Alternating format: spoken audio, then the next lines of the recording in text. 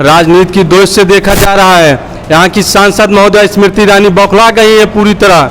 Mega food park हो, चाहे triple RT हो, चाहे सम्राट साइकिल की फैक्ट्री हो, चाहे बीआरओ ऑफिस, इस हॉस्पिटल में गांधी शब्द लगा है। गांधी शब्द से इनको नफरत है और यहाँ पे पूछ के किया जाता है इलाज कि आप कांग्रेसी हो कि बीजेपी हो। ठेले वाले हैं, चाय वाले हैं, आसपास के एरिया के जितने भी लोग हैं। साथियों नमस्ते, मैं हूं सौरभ और आप सब देख रहे हैं अपना यूपी। साथियों इस समय हम मौजूद हैं अमेठी में। आप लोग ठीक मेरे सामने देखेंगे संजय गांधी अस्पताल का ओपीडी है। आप लोग देख सकते होंगे किस तरह से। आपको बता दें साथियों कि पहले यहाँ पे लोग आते थे, मरीजों का आवागमन होता था, उपचार होता था। आपको बता दें साथियों कि कहीं पर भी एक्सीडेंट होता है, कोई भी प्रक्रिया होती है तो सबसे पहले प्राथमिक उपचार जो है वो इलाज ही होता है। ऐसे में आपको बता दें साथियों कि ओपीडी समेत सारी सेवाएं यहाँ पर इस समय प्रतिबंधित हैं, बंद हो गई हैं। कोई इलाज नहीं करवा पा रहा है, ना ही कोई कर पा रहा है, क्योंकि मरीज आ ही नहीं रहे हैं। और मरीज इसलिए नहीं आ रहे हैं कि आपको बता दें साथियों कि बीते 14 तारीख को यहाँ पर एक मरीज़ की जो है इलाज के दौरान मृत्यु हो जाती है, जिससे लोग कहते हैं कि डॉक्टर की लापरवाही की वजह से हुआ है। हालांकि साथियों आपको बता दें इन सब मामलों को लेकर डिप्टी सीएम ने इसको एक तरह से कहा जाए कि इसका जो लाइसेंस था उसको निरस्त कर दिया गया है। ऐसे में जो स्टाफ है वो एक जगह बैठे हुए हैं। और आपको बता दें साथियों कि यहाँ पर लगभग एक दिन में हज़ारों संख्या में मरीज आते थे, लोगों का उपचार होता था और लोग हंसी खुशी अपने घर पर जाते थे। लेकिन ये सारी सेवाएँ अब यहाँ पर बाधित हो गई हैं, लोग यहाँ पर नहीं आ रहे हैं।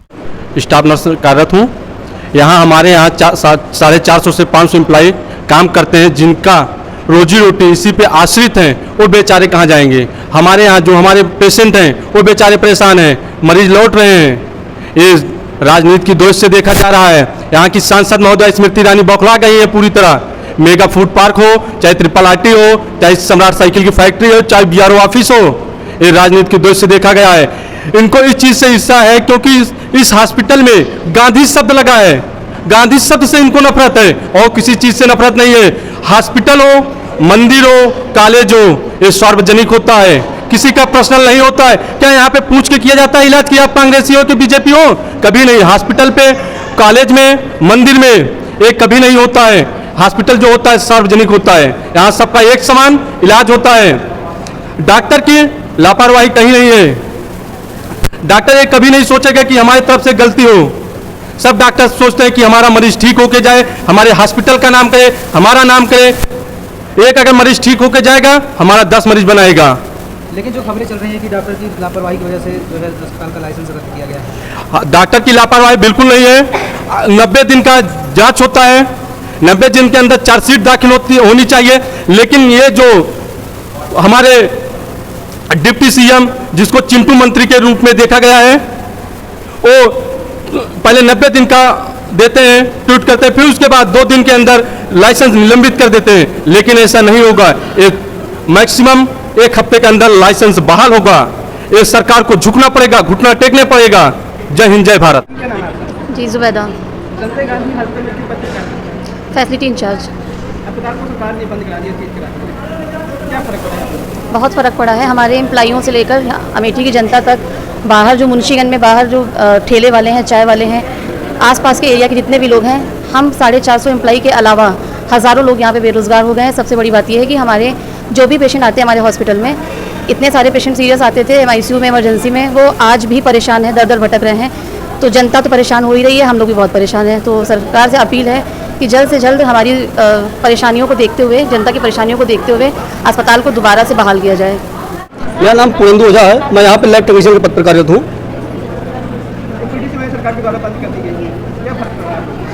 फर्क पड़ने से फर्क तो पड़ा ही है। आम जनमानस जो है यहाँ पर परेशान है। सरकार जो है बहुत ही बेरुखी से कार्य कर रही है। हमारे देश के 2 अहम हिस्से होते हैं, एक शिक्षा और एक चिकित्सा। शिक्षा और चिकित्सा के साथ कभी भी राजनीति नहीं की जानी चाहिए। लेकिन हमारी सांसद महोदया इसको भी आगे लेकर आ रही हैं। ट्रिपल आईटी लेकर आई, उसको लेकर गई। अब एक चिकित्सा का क्षेत्र बचा हुआ था, संजय गांधी हॉस्पिटल, इस पर भी कार्रवाई कर दी। कहीं ना कहीं राजनीति का बिल्कुल है। पहले 90 दिन का समय देते हैं, उसके बाद 24 घंटा भी नहीं बीतता है, अस्पताल को लाइसेंस जो है निरस्त कर देते हैं। आरोप लगा है कि डॉक्टर की गलती है। ऐसा कैसे हम कर सकते हैं कि डॉक्टर की गलती है? कोई जांच हुई? सर क्या कारण है आज अमेठी की संजय गांधी हॉस्पिटल को ओपीडी सेवाएं बंद है आज? देखो, सबसे पहले तो मैं अपना इंट्रोडक्शन दे देता हूँ। मेरा नाम सुरेश कुमार सिंह राजपूत है। मैं मैनेजर एडमिन हूँ संजय गांधी मेमोरियल ट्रस्ट का।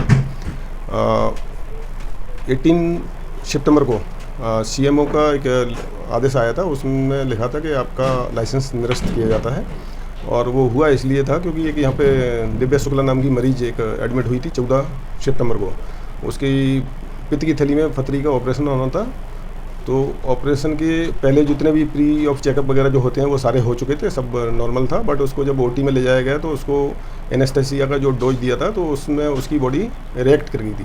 तो ओटी के ही अंदर हमारे स्पेशलिस्टों ने, डॉक्टरों ने सब उसको रिवाइव किया। उसके बाद में उसको मेडिकल आईसीयू बोलते हैं जिसको, उसमें हमने हमारे डॉक्टरों ने उसको शिफ्ट किया।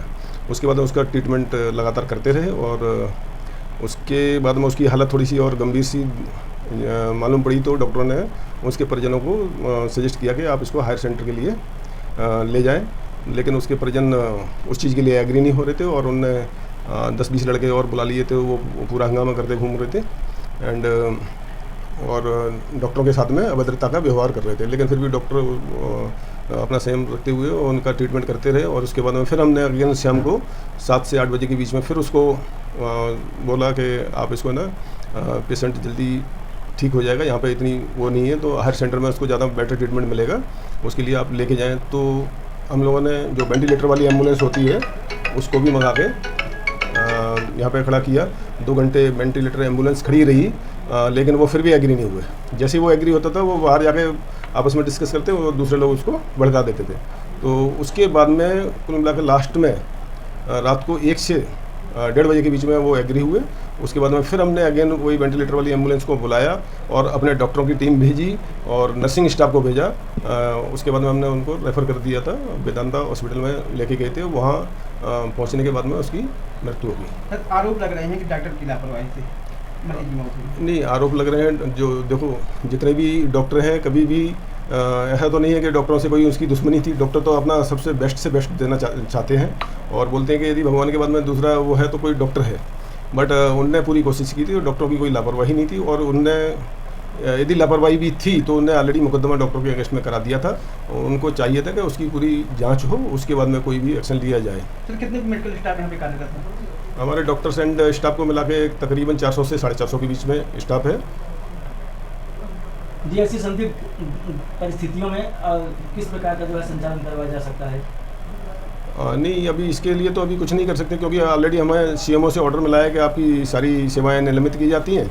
तो हम वेट कर रहे हैं, अभी शासन से हो सकता है कि हमें दोबारा से वो रिवर्ट कर लें अपने ऑर्डर को। उसके बाद में हम अपना हॉस्पिटल संपूर्ण रूप से संचालित कर पाएँ। सर ओपीडी में प्रतिदिन लगभग कितनी मरीज आते हैं? ओपीडी में हमारे यहाँ पे करीब प्रतिदिन का मैं एवरेज बताऊँ तो आपको 600 से 700 के करीब मरीज आते थे और आईपीडी में 50 से लेकर 100 तक मरीज रहते थे हमारे। क्या इसके पीछे कोई राजनीतिक विद्वेष भावना बताई जा रही है?